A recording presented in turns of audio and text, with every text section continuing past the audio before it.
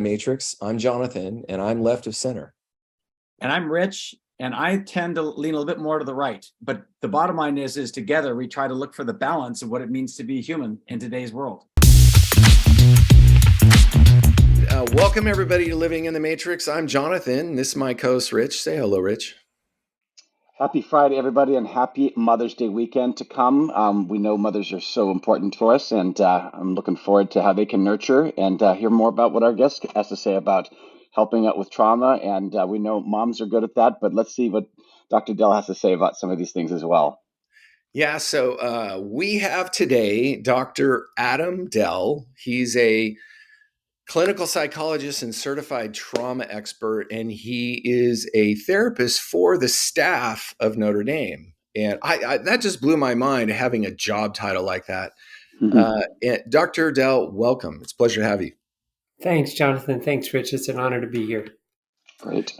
So I want to start with what captured my attention in inviting you was this narrative through your content on Instagram. You present a lot of really great content around the concept of trauma.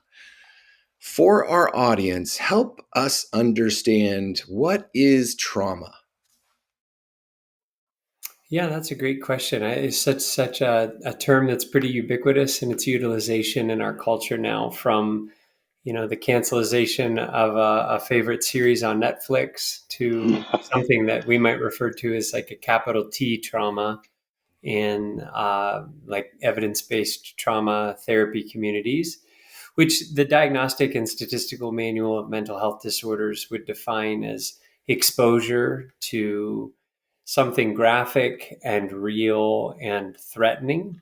So things that are really common that I've done therapy with, certainly as an active duty officer in the Air Force for almost 7 years, certainly had exposure to working with Marines and soldiers and airmen who had combat-related trauma exposure. Really, I teach a trauma course at Wheaton College. I teach in nice. their trauma certification program. So the giant trauma literature differentiates between two types of trauma: non-interpersonal trauma and interpersonal trauma. And this is true in the epidemiological literature for both kids, adolescents, and adults. There's that big split. And overwhelmingly, interpersonal trauma, that is between persons trauma, like sexual assault, physical violence, witnessing someone harming someone else, combat-related trauma, these types of things have a far greater likelihood of setting someone down the trajectory of post-traumatic stress, contrasted with non-interpersonal trauma, which, certainly is really disruptive. A hurricane, a tornado, natural disaster, a house fire, those types of things are horrible and can cause long-term psychopathology or post-traumatic stress thereafter. But it's really non-interpersonal trauma that I oftentimes am working with as a psychologist, and that's what I do a lot of teaching about. You have a lot of content around kind of the concepts of triggering and triggers. Help us understand what is a trigger, because you had, and I want to set this up a little bit, you had a line in there of the smell of the alcohol on the perpetrator's breath, that a trigger is not just something you think about, it's something you actually feel, you experience again, and it's unwanted. So help us unpack that a little bit. Yeah. Well, so, when we encode memories, we do so through our senses. This is why, if you have any experience with young kids, man, everything's going in the mouth. They're tasting things and licking things and touching things. And this is how we perceive the world. And, one of the things that I've borrowed from various approaches to trauma therapy is when you're sitting down with someone and you're just kind of explaining this process, sometimes it's helpful to think about, for you gentlemen now, or for anyone listening to this, if I were to say the word dog, and if you were to, in a very rudimentary way, if you were to think about your memory network as a file system like what you might find on your desktop on a computer, you've got a file there labeled dog. And if you opened that up, there's a ton of stuff in there, man. Like if you ever had a dog, that stuff's in there. If you can think of famous dogs, from Lassie and Rin Tin Tin to Bluey and, more contemporary. If you ever had an emotional experience with a dog, if you ever got bit by a dog, you can think of breeds of dogs. You can think of all kinds of stuff related to dogs. And then if I said ocean, you could very quickly find that file. And if you've ever taken a trip to the ocean, you could also think of sensory things. I think, as somebody who's in northern Indiana, I think of seafood and just unbelievable stuff that I miss from living closer to the coast. And what's fascinating is if you allowed yourself to open up the ocean file, you're not thinking about dogs anymore. And then what happens in a trauma event is you're going through a fairly normal day, and then the ineffable occurs. Like sexual assault is not something that anybody has a file for, at least not the first time that it happens. And so you're taking in information in a literally, like definitionally incomprehensible setting. And there's smell, and there's taste, and there's touch or feel, and there's smells. And the problem with trauma related sensory memory is because there's not a file for it, it never actually gets put away in the same way that you've already filed away dog and ocean. And so for many survivors, young and old, they will move forward in their life no longer in acute danger. However, anything reminiscent of that sensory artifact can immediately elicit a re-experiencing event which feels as threatening and as overwhelming as the initial exposure to that. And so individuals will start unbelievable cascading waves of avoidance. It's like, I avoid any shows that might remind me of that kind of content. I avoid as much as I can the memories that I have of that. I avoid going certain places. I avoid wearing the same outfit or doing similar things. I avoid. And there's a line in acceptance and commitment therapy. It's like, control your thoughts and emotions and lose your life. And it doesn't necessarily mean that you kill yourself, but it does mean that you radically amputate away major territory of your life out of fear that you might have a re-experiencing event. As a psychologist, I think one of the things that ends up becoming one of the quintessential privileges of my career is to help someone to confront the hell of their history and also take back that territory in their life. Once they reach the point where it's like, enough is a freaking enough of this, the more I avoid, it's like a self-amplifying loop for my anxiety. In the short term, it makes me feel somewhat relieved, but ultimately it just makes the stuff I'm avoiding just rise in terms of its fearfulness. And so when individuals decide to confront that either in their memory and sort of unpacking that with me in therapy or in taking back parts of their life, what it ends up doing is creating that file, like constructing a narrative and being able to put it away, not in a way that they have amnesia for it, but in a way that they're no longer so, quote, triggered by these things because they're sort of out of a file network and not consolidated. Yeah. One of the things you've also brought up is, and this is a similar line, is like, because of this, I can't, right? Yeah. I think you've mentioned that a couple of times, the spectrum is wide open for what that could categorize, right? Can you flesh that out a little bit more in terms of that? And how does your faith inform your practice? Because I think, you're teaching at Wheaton, or you've been at Wheaton. I think one of your earlier podcasts talked about transcending your identity. So first part is, help us unpack the idea of I can't because of this, and how your faith informs your practice.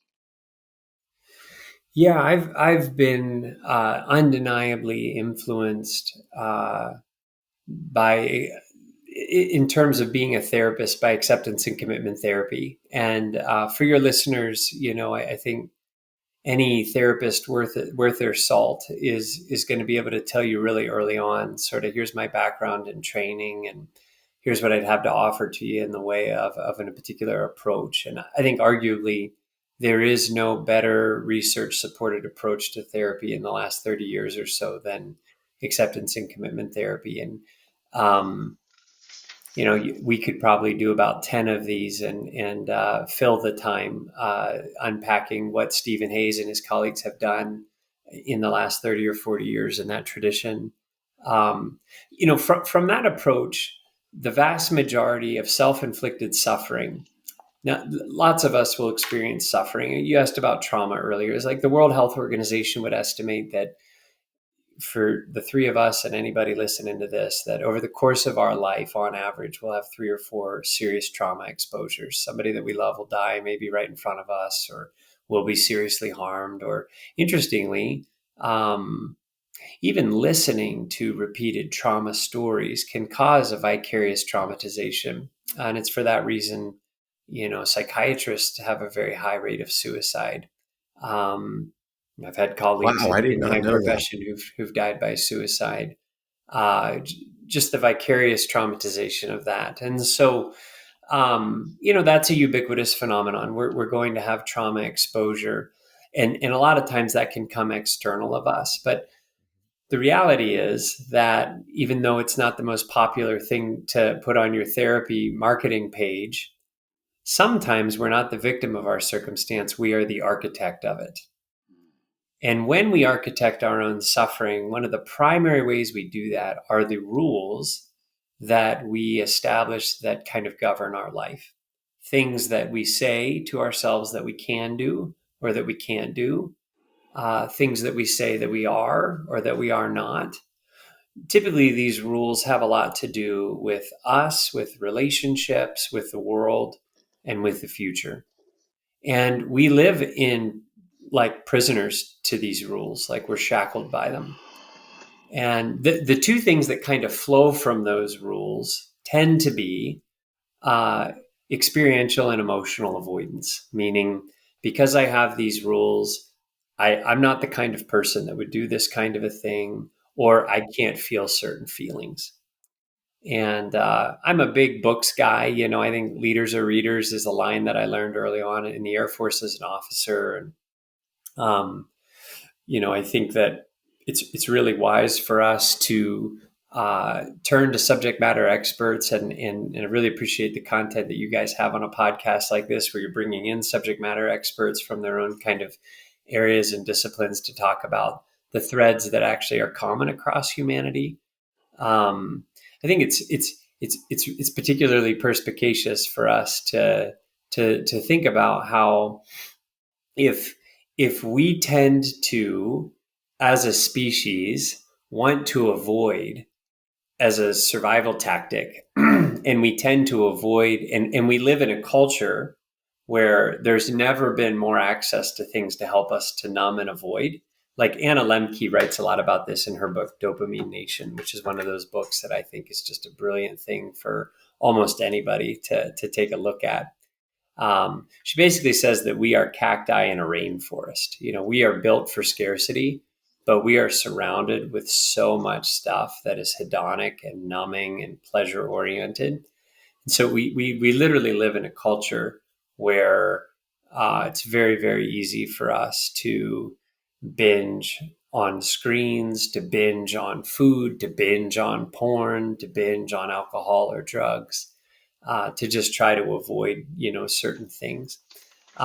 So these rules that basically govern our lives walk us in these eliminative, subtractive ways of being.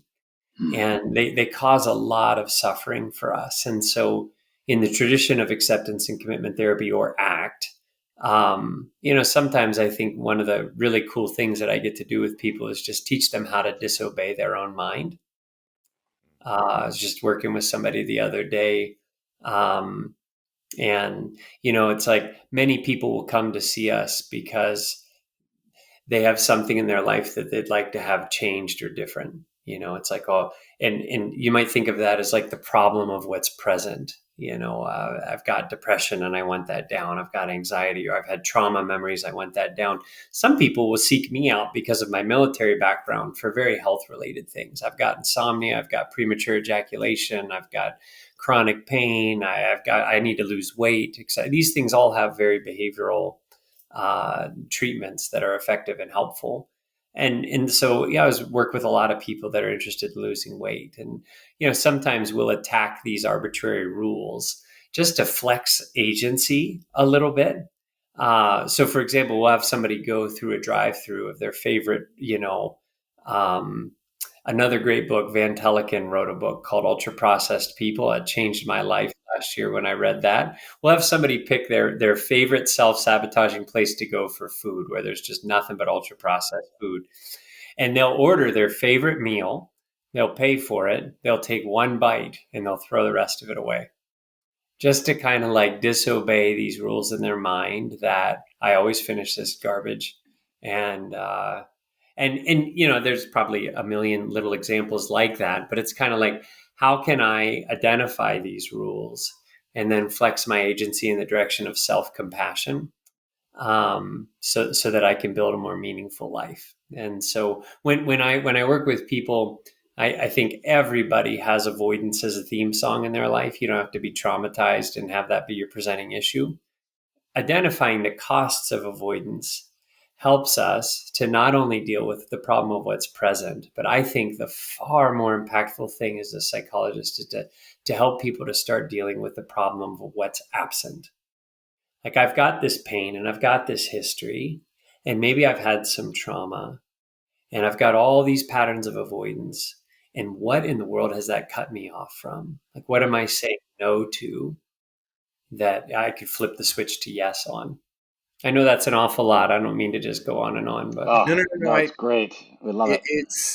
It really brings to the point of people have learned how biologically. I think we're waking up to the reality that we create our own trauma. That's a new concept. Like, that's a new idea that people are chewing on and really recognizing, holy cow, now what? Because mental health when I was a child was exceptional. You did it because you had to. Now it's proactive, where you're doing it because you want to. Coaches are exploding. And that graduation means that I think we're at a turning point of people waking up to, I do have trauma. You listed like a couple that were, like a car crash or a death in the family. Everybody's experienced it, and they don't understand how it can be a creeping limiter. yeah, I think that's an important thing to consider. One of the things that I find really hopeful about the epidemiological literature around trauma from, like the International Society for Traumatic Stress Studies is the authoritative text that I use in the course that I teach at Wheaton, because it's more global in its scope, and it's not just like based on the American Psychiatric Association. Here's what's really, really cool. It's extremely common that I'll sit down with parents that are horrified. And the reason that they're horrified is their 3-year-old has had something that was, in their mind, traumatic. And maybe definitionally it actually was. And so they'll seek out sort of the counsel of a psychologist to say, like, what do we do now?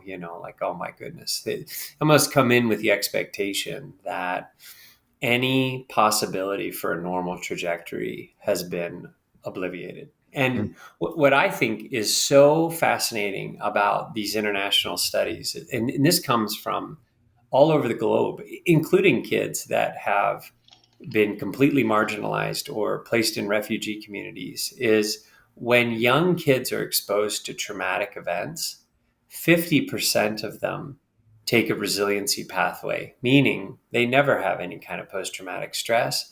It's distressing for them for a few days because Mhm. that's just the nature of what a traumatic event is. And they 50%. return back to normal.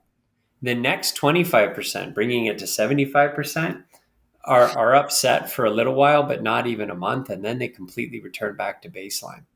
So of the remaining 25%, some of them will develop PTSD and some of them might become pretty vulnerable to other psychiatric symptomatology. What I think is really hopeful about that is if a young person or an old person experiences a trauma, chances are way better than not that they are not going to develop post-traumatic stress disorder. That's And, a surprise. Yeah, that while I'm I'm in the surprised by topic, that number here. yeah, Would you well, say that 20? Yeah, that's true for that's true for the adult literature as well. yeah. But we think of kids as like so much more malleable and vulnerable, and just in case there's parents listening, right? One of the biggest predictors for how your kid will fare after a trauma is parental coping. Right? So it's like the expectations that a parent has, not to be dismissive or Yeah. ignore or invalidate, but expectations really, really matter.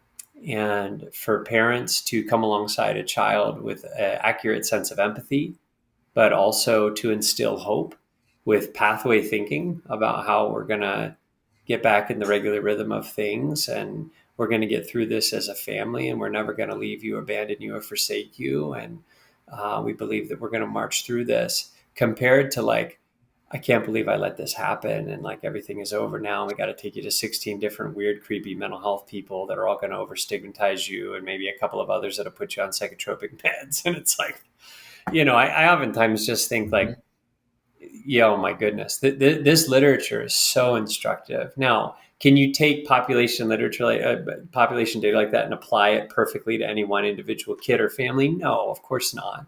But I think there's a lot of truth in the masses of data that have been compiled, and it's a really, really hopeful thing. I'd also say, gentlemen, that like my profession is our diagnostic system is literally horrible. Um, and again, we could talk about that for a whole nother one of these, in terms of just nothing's homogenous in our diagnostic system. There's literally hundreds of thousands of combinations of symptoms that would all be different, that would all get the label of PTSD. Like, what in the world is that? That's not even a diagnostic category. That's like half of humanity. It's like, what are we? So there's huge problems with that. But also, I think a huge problem with my discipline, and maybe you spoke to this, Jonathan, about maybe it's changing a little bit. But frankly, I think that in my training, I'm better at telling people what's wrong with them than what's right with them, and that's a huge problem.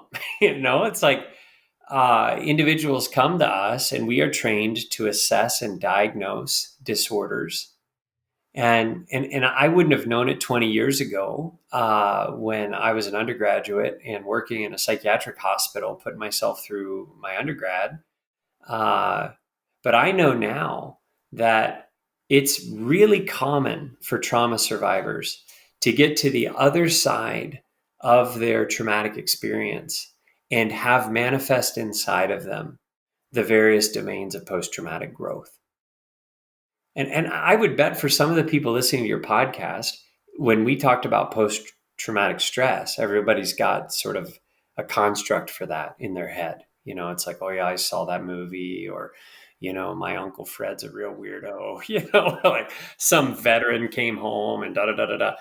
It's like, I don't know why, we don't emphasize the possibility of post-traumatic growth, but this is a theory that has been studied for a long time in many, many cultures. And it's got an unbelievable coalescence, like a really, really beautiful coalescence with many of our wisdom traditions. And I would say, especially a Judeo-Christian worldview. And so I think like being able to bear witness on the other side of the deep wounds associated with trauma, with areas of post-traumatic growth, is perhaps like the highlight of my career. Doctor, is there a categorical difference between trauma what we think is trauma done to us or trauma we do to ourselves. You talked about interpersonal and non-interpersonal. Is there a categorical difference between those two? Well, so interpersonal trauma would have to do with when a person harms another person. I'm witnessing somebody, beat my mom, as a kid, or I'm experiencing sexual assault or something like that. Um, a lot of times, as a psychologist, I'll work with individuals that engage in a lot of like a full range of self-harmful behaviors. And I think I would lump, many compulsive addictive type behaviors in that, but certainly also non-suicidal self-injurious behaviors like cutting and Cutting. burning. Sure. Um, those things. However, and I'm probably not the subject matter expert to talk about that. I've never heard of someone being diagnosed with a trauma or a stressor related condition because they cut themselves. In fact, many of the times, those types of behaviors are diagnostically considered to be more personality disordered um, than actually like a trauma or a stressor related condition. Interesting. Okay. Um, are we the architects of great amounts of suffering in our lives? And I say we as in like universal we, like, oh man, yeah. Yeah. And again, I think it boils down to the rules that we have and patterns of avoidance. Like if I can't feel certain things, then I will literally turn to almost anything else to try to numb, distract, or get away from that. Yeah, I think most people really struggle. First, Rich and I have talked about this a lot. I think most men struggle with emotional content in general. Mhm. Emotions are something that men typically avoid. And that's where a lot of trauma lives. So it's like you can just live for trauma for a long time because you just avoid it really well. That's sort of a male ethic or a masculine ethic. And what happens is that other things arise to get you to feel because you have to feel, and they usually end up being addictions. And that's I think it's men are struggling with how to deal with those loss of emotions. Yeah.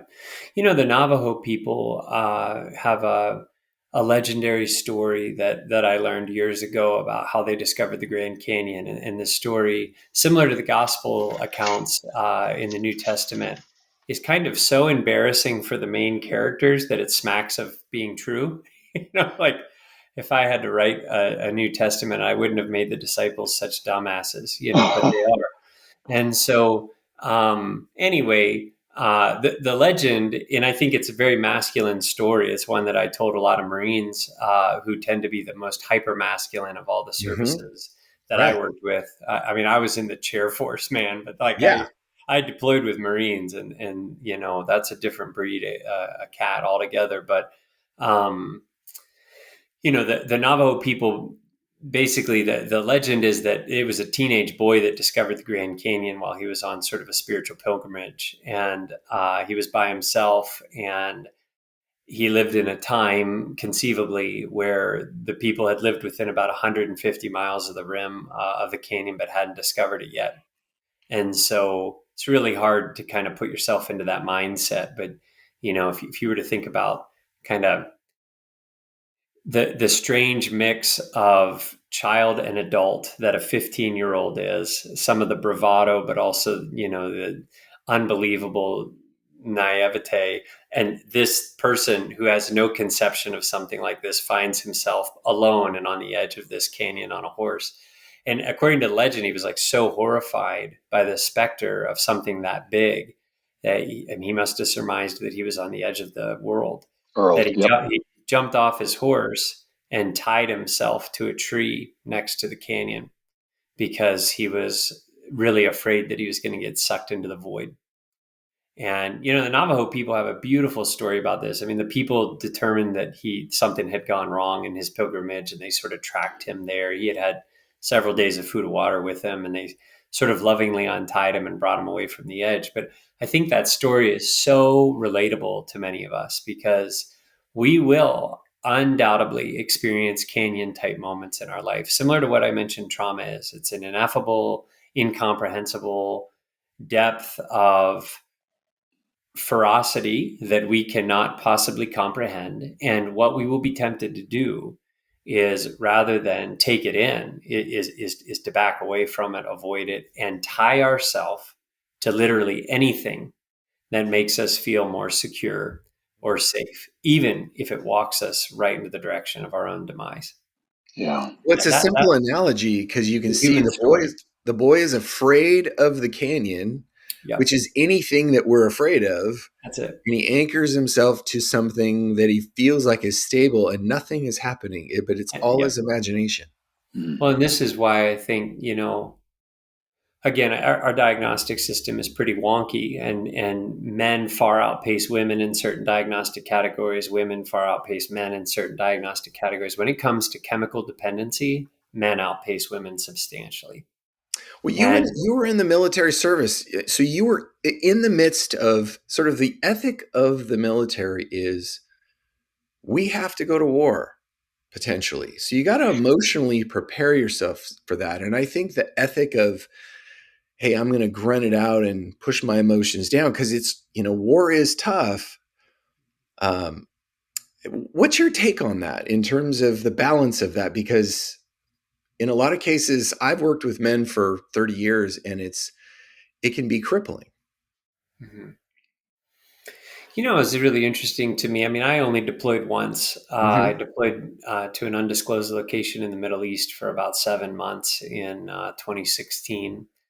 And that was in some ways the most difficult, but also like the greatest highlight of my career in the United States Air Force. It was a heck of a thing to be over there, and the sense of camaraderie there was unparalleled. I really appreciated Yeah. the teams and the bases that I worked at while I was stateside, but everybody was making a significant sacrifice while we were there.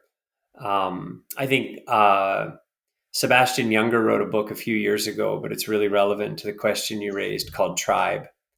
And he has a great TED talk on that subject. Brilliant guy. He's basically a reporter that was at war with many different countries for year after year after year after year after year, and just learned what he could from people who were deployed, and draws some really interesting comparisons between like the U.S. Armed Forces and, for example, the Israeli Armed Forces.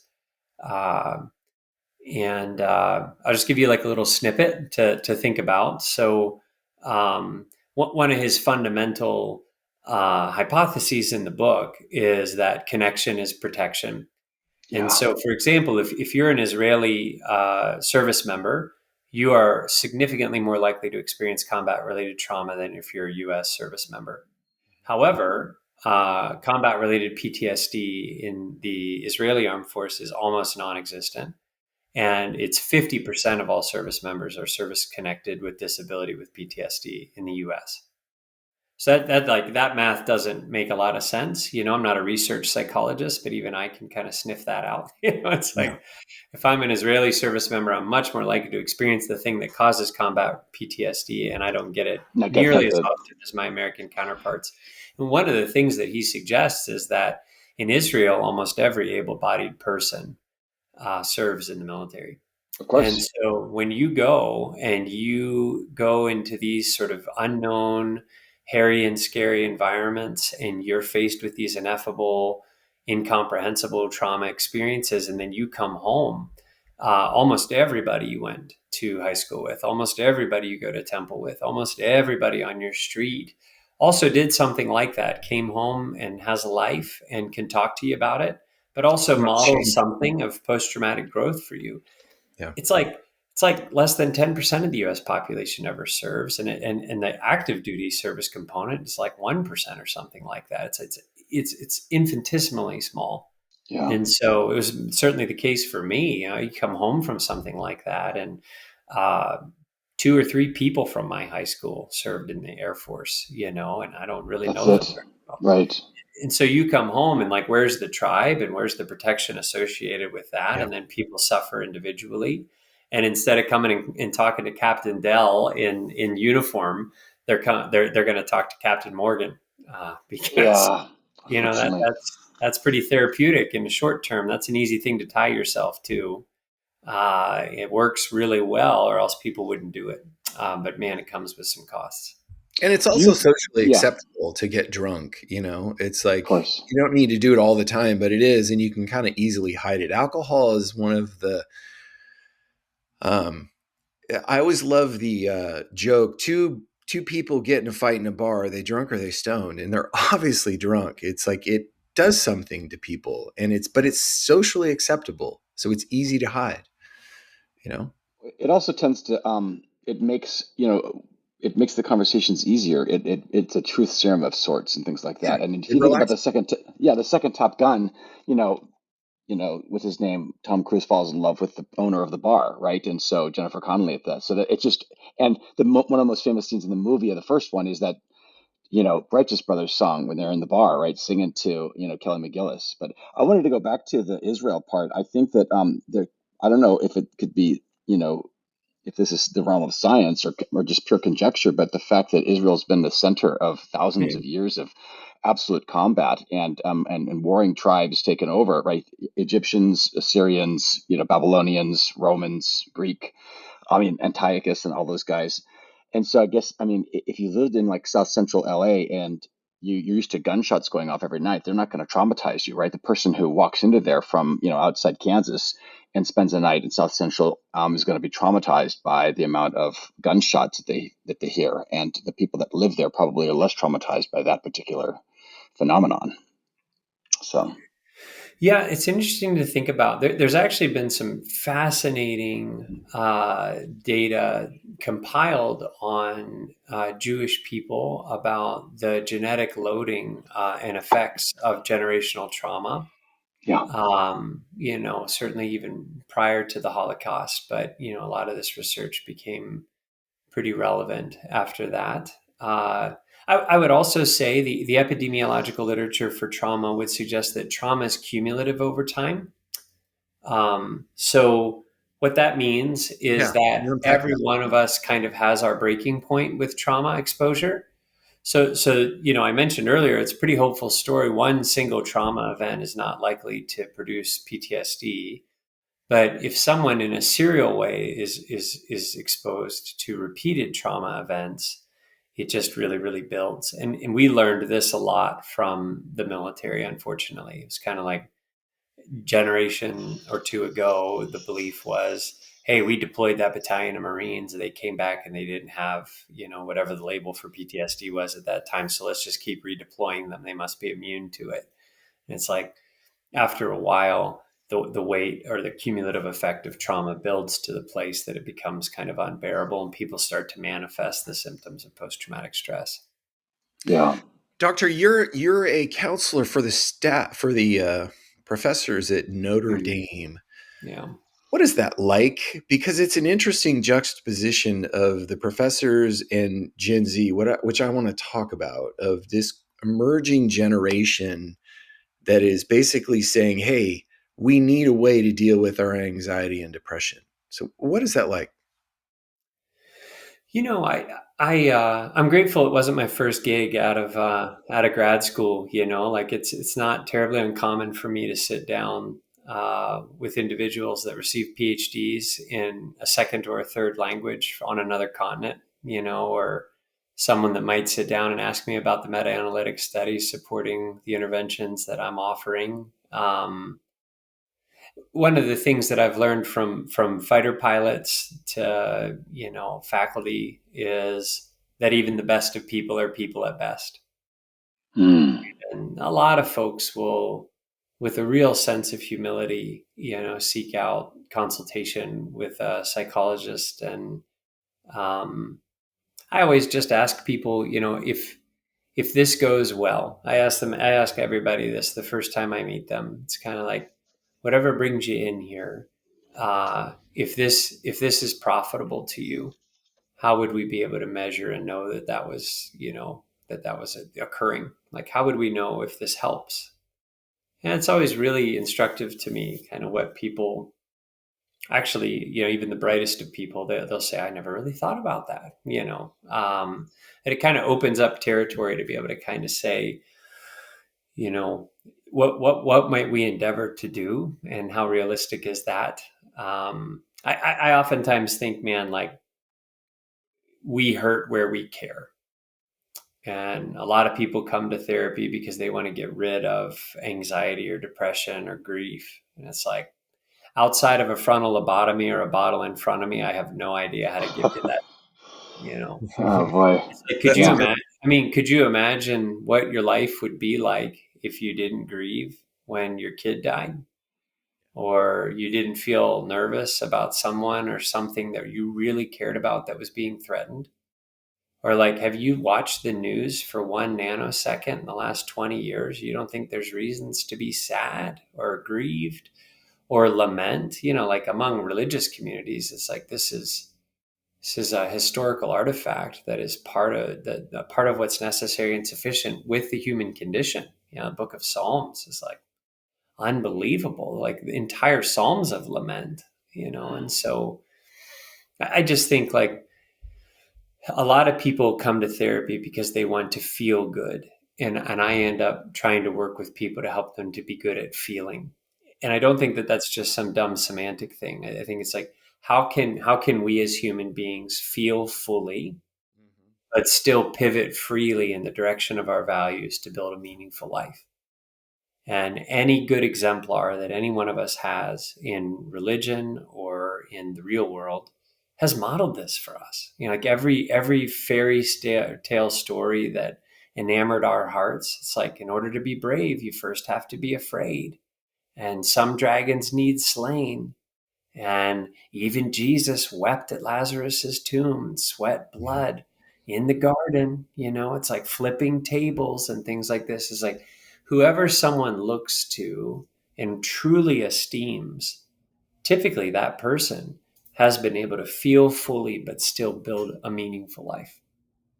Well, I mean, we went back to some of the disciples, um, and how silly or stupid they could be, but I think that's also part of the beauty of the story, right? There's Yeah. Peter, asking to build an altar for Moses and Elijah, as well as Jesus, and he's just laughing at it. It's the um, cutting off the servant's ear. It's the get thee behind me, Satan. It's we love Peter because he's the one who, even though he saw Jesus in the mount, denied him 3 times. We need that.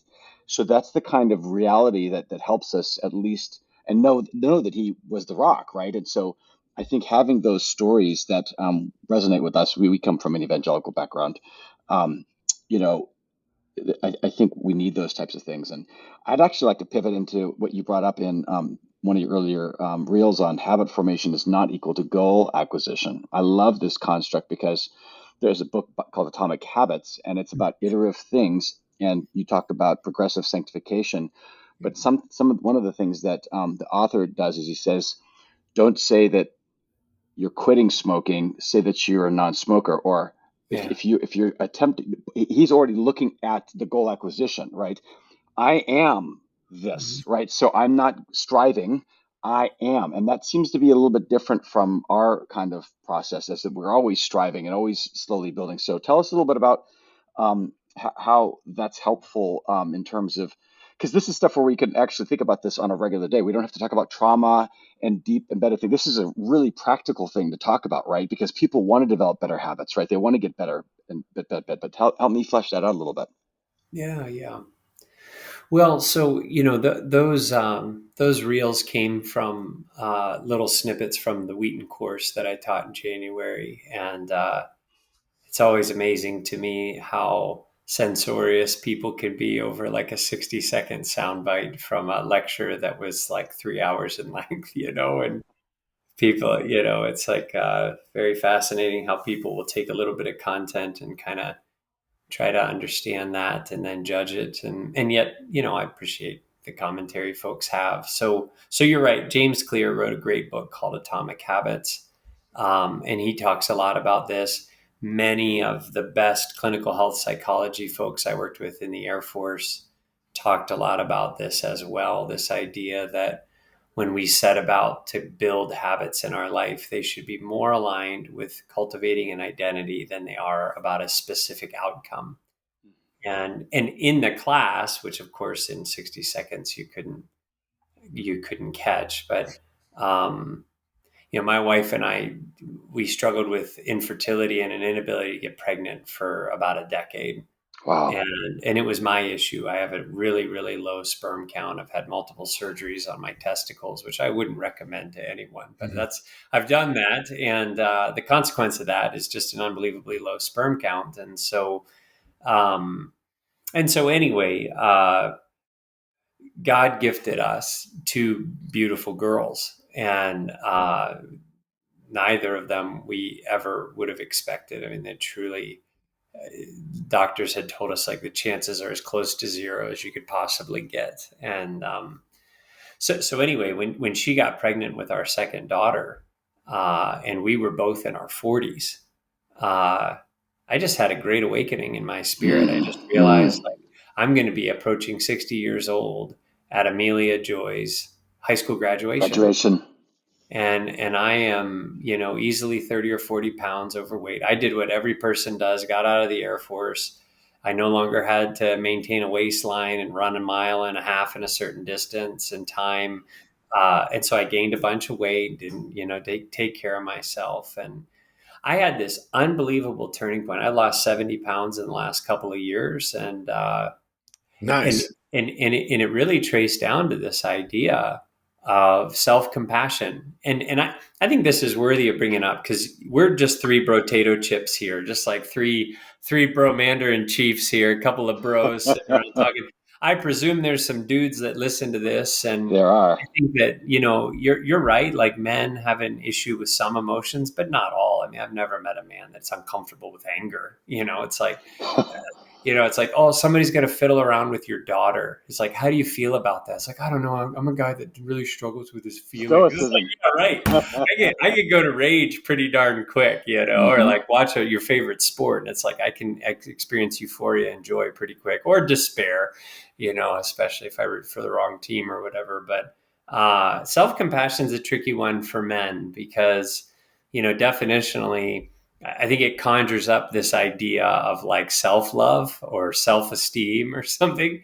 And I'm not promoting narcissism or like, look at yourself in the mirror and tell yourself that you're beautiful. I think of self-compassion very similar to like self-discipline or self-respect.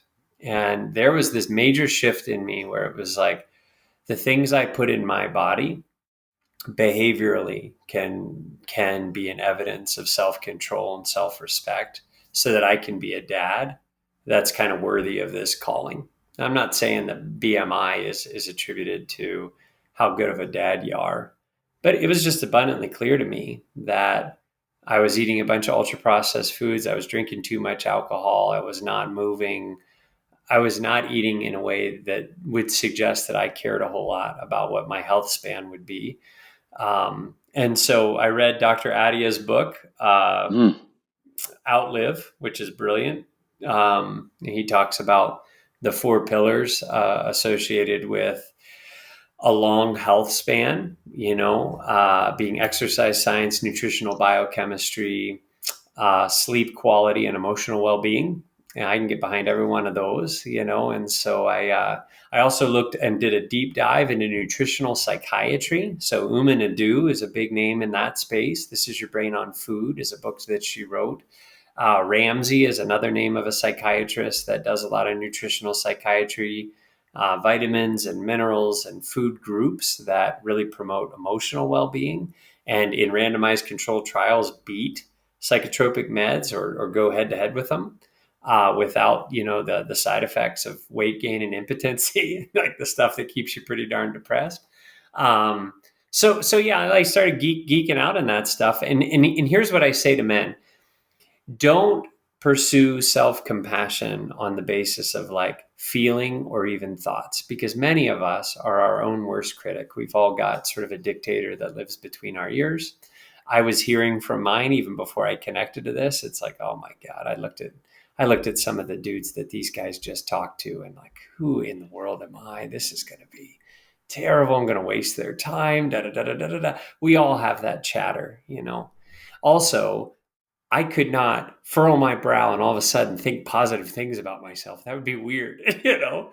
But the next time I go to the fridge, unquestionably, I'm either going to do something that looks like self-respect or self-control or not. The next time I say yes or no to the thing that I drink, that's either going to look like self-respect or self-discipline, or it's not.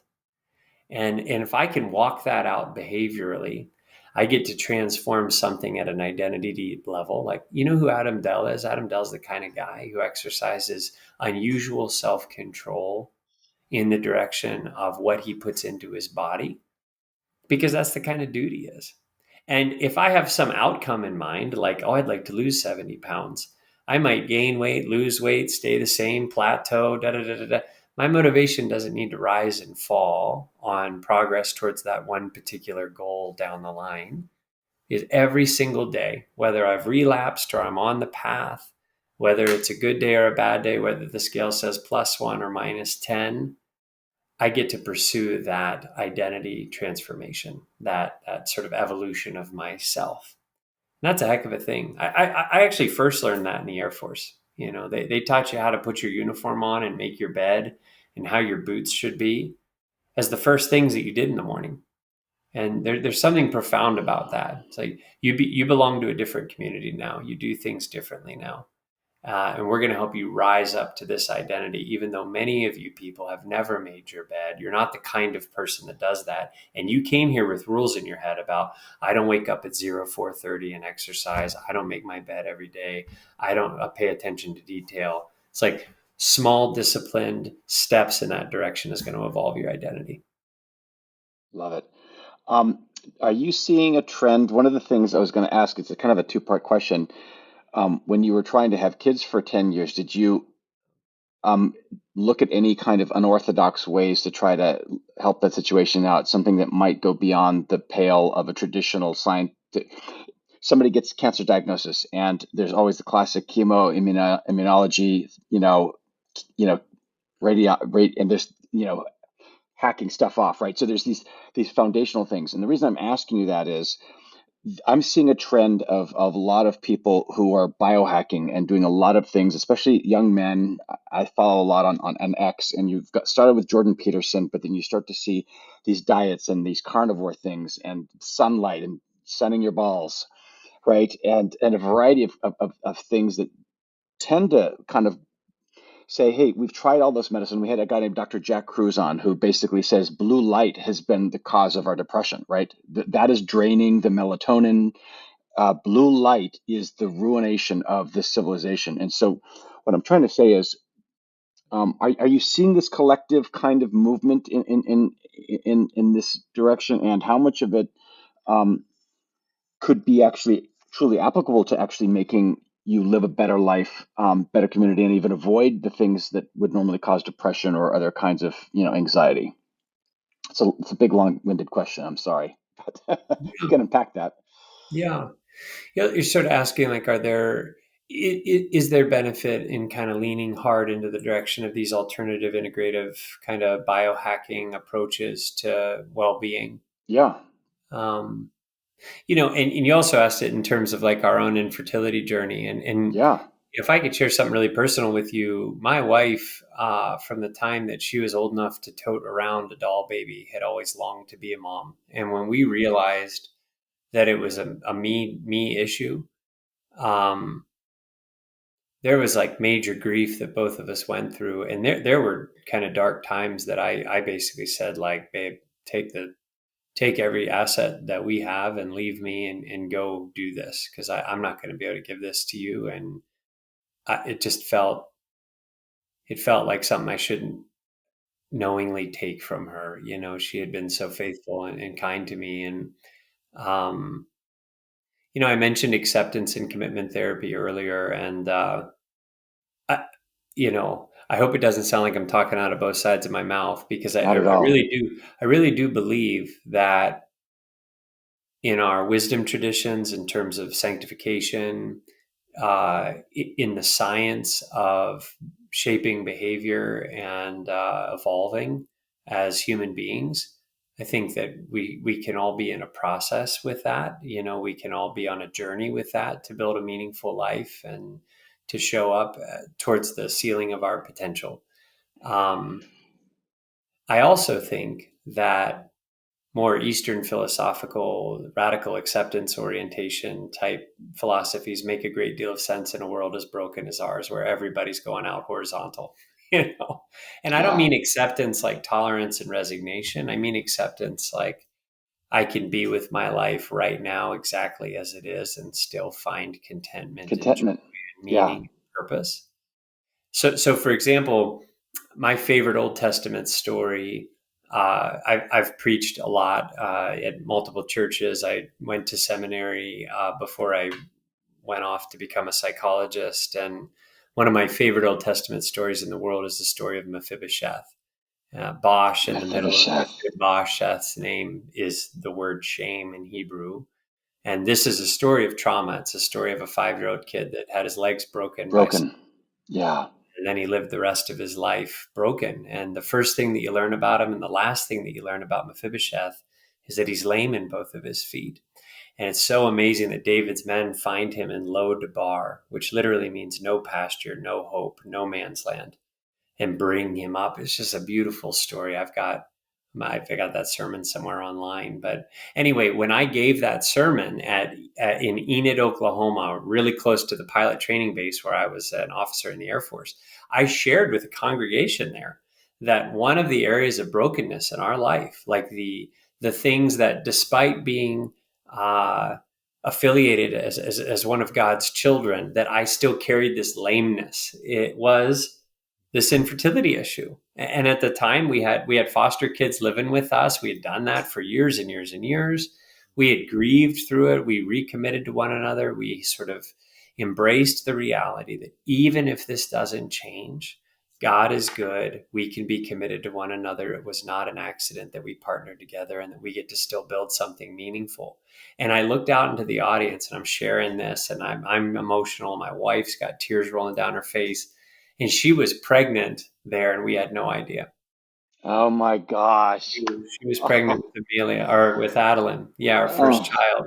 amazing. And yeah, it's just like such an amazing thing. That's not everybody's story, and I'm not sharing that to say that. And there were a lot of people that came up to me afterwards, and they're like, "Have you tried ashwagandha?" And have you, you really ought Yohimbe not eat and supplements, man, and fan your balls or something, And it's like, for us, it was kind of like, that is one of the closest things I've ever been to radical acceptance and contentment. Like, I wish this was different, but even though it's not, I can be with this and still find joy and still find meaning. And that, honestly, that's kind of what post-traumatic growth is. Like, people don't get post-traumatic growth as the opposite of post-traumatic stress. You can only get post-traumatic growth if you have experienced horrific harm from trauma. And in healing from the trauma, you might develop a deeper relationship with God, a deeper empathy with other people, a newfound set of possibilities and new possibilities to go in the direction of. These are various domains of post-traumatic growth that come after the suffering has occurred. But if we don't allow ourselves to feel fully, like to hug the cactus or embrace the suck, or all these terms that I heard from the military, if we don't allow ourselves to go through the dark night of the soul, then we never get to the break of dawn, which is just a radiant light that's worth showing up to. And so this is why I think, you mentioned spirituality earlier, and I think this is what is so distinctive in my mind about Jesus as a central figure in a religious frame, that he has something to say about the problem of evil, not by transcending it or philosophizing it, but going through it. And I think it was Edward Shalito, one of my favorite poems, praying to this suffering Christ, this Christ that was betrayed and beaten almost to death and crucified in front of his mom. You think about like painting the most graphic and horrific, unjust reprehensible scene that any human could go through, and he didn't deserve it. And Edward Shalito, praying to that Christ, said, "The other gods were strong, but thou wast weak. They rode, but thou didst stumble to a throne. But to our wounds, only your wounds can speak, for no other God has wounds but thou alone." Wow. And I just think That's like powerful. that's something I could, that's something I could gravitate to, that like by his wounds we're healed. Yep. And Isaiah 53. Yeah. in our wounds we find, him or something that he experienced. Dr. Dell, we have time for about 2 more Yeah. questions. Yeah. And I want to ask you, what drew you to this type of work? Yeah, I was a sexually abused little boy growing up in Pennsylvania. And I carried that with me for a long darn time. And I ended up disclosing the full details of that in college in a counseling center with a lady named Carol.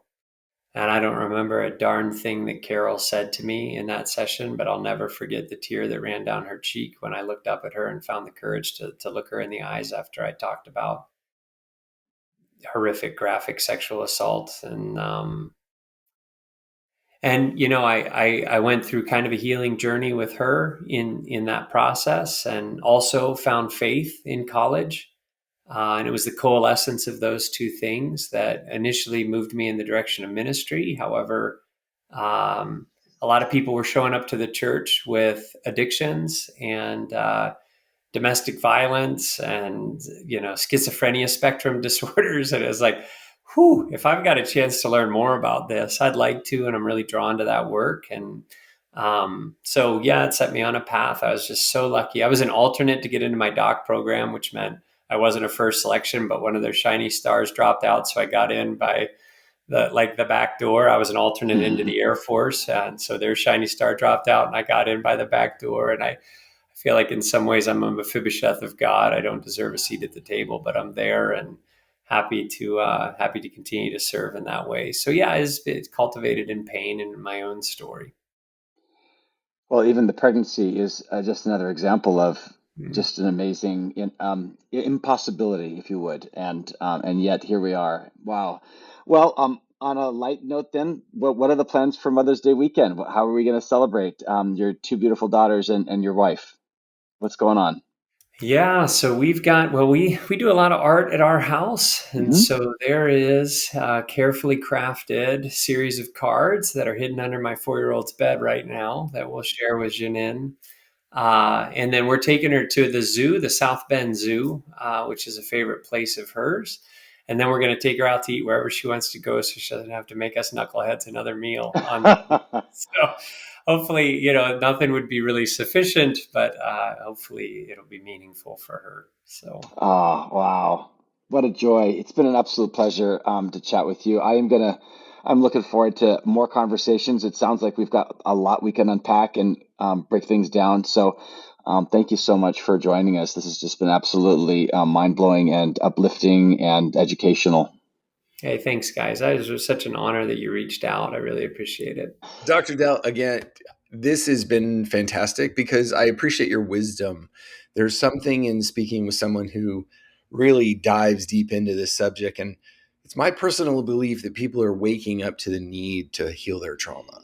And you've added a tremendous amount to that conversation today. Thank you for sharing your wisdom. So to all of our listeners, thank you for staying with us, and please comment. We've been getting a huge increase in listeners, so thank you to those groups. Please comment, let us know, and recommend who you'd like to see us on if you want to introduce us to somebody. So to everyone out there, have a great Mother's Day weekend. Much love, everybody.